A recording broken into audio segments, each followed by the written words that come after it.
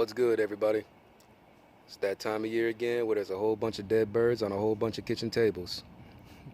But this is gonna be a real quick one because I got my own dead bird to get to. But I couldn't let this one go, even though it's been about a week since it's happened, maybe longer.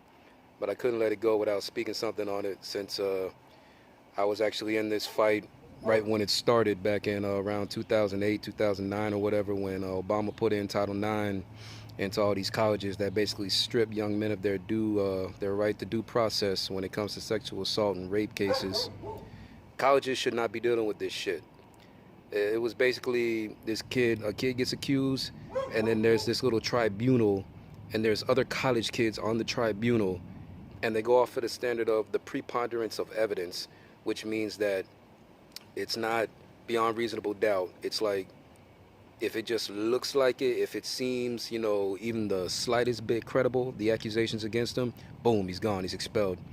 There have been plenty of lawsuits over the years. Some of them have been won, some of them have not, against colleges where these young men have been expelled and they've sued them. Sometimes they won, got reinstated, or got the money that they paid to the college paid back to them, and then they went to another college or whatever. But now it's been overturned. By who? Miss Betsy DeVos. Look at that pretty girl right there. Yup.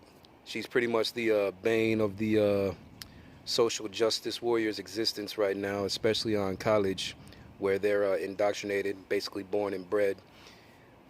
She basically came in and said, yeah, no, we need due process for these young men because you're ruining their lives, you're ruining their career aspects, all on not even just false accusations. It's just, even if the accusation is real, I mean, it should be proven beyond a reasonable doubt. And these social justice warriors, they don't want that. We saw it in the now Justice Kavanaugh, but back when it was Judge Kavanaugh, the whole debacle with him. That's when everything got blasted out into the open.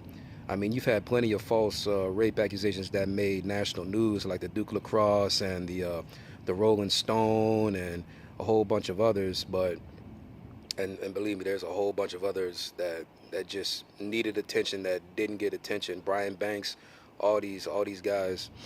But yeah, they don't want it where these guys can be in a fair trial where it's beyond reasonable doubt. And you can take a look at some of the articles that get put up. You had one on CNN, of course, CNN, where you had this dumbass just saying like, oh, it's so unfair, it tips the scale in favor of the accused. No, it balances the scale to where the accuser has to actually present proof against the accused in order to get them convicted. Like, and it shouldn't even be going on in colleges. It was going on in colleges. Basically, you had a little tribunal. You had other college students on the tribunal, and they would decide whether or not this accused man was guilty.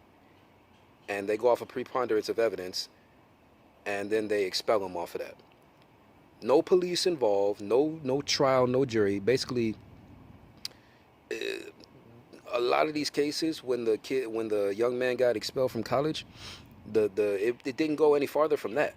Like, the person who accused him didn't take it to an actual court. They didn't take it for an actual trial, so the supposed rapist can be, put in prison where they belong if they're actually a rapist. No, they just got him kicked out of college, and then that was it.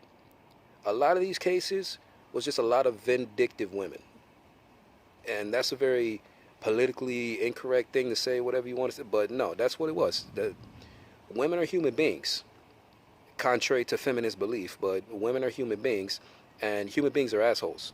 Human beings are vindictive, human beings are shady, human beings are grimy, all right? And if you do something to piss a human being off, they're most likely going to try and do something to get back at you. And that's what a lot of these college rape trials were. They just had their little tribunal, and then they kicked the guy out. Like, a dude and a girl would have drunk sex, and according to feminism, if a man and a woman have drunk sex, then the man is the rapist. Yeah, so basically, Betsy DeVos came in and said, no, we need due process. And now you have even the ACLU, which used to be a respectable organization. That's what I hear. But they even came out and said it's unfair for the standards of evidence to go beyond the preponderance of evidence. We need it to be the preponderance of evidence. That's what's fair. Otherwise, it's tipping the scale in favor of the accused.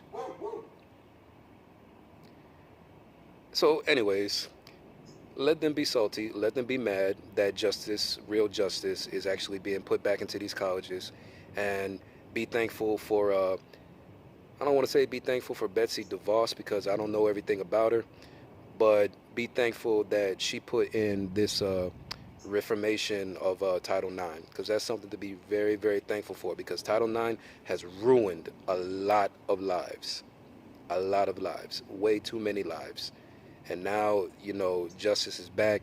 Social justice assholes lost another one, and that's a very good reason to be thankful. So y'all have a good Thanksgiving, and I'll see y'all later. Peace.